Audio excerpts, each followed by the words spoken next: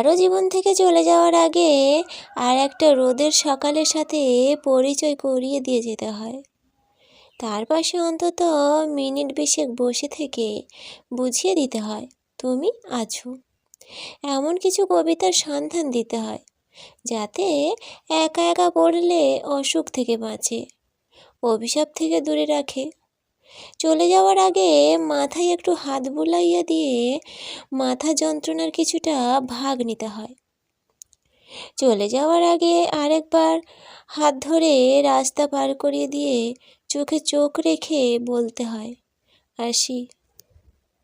তুমি ভালো থেকো, সাবধানে থেকো, নিজের খেয়াল রেখো। অতীত খুব নিষ্ঠুর। যত তাড়াতাড়ি অতীত তুমি ভুলবে বা ভোলার চেষ্টা করবে, ভবিষ্যৎ তোমার তত শিগগিরই সুন্দর ও সুশ্রী হবে।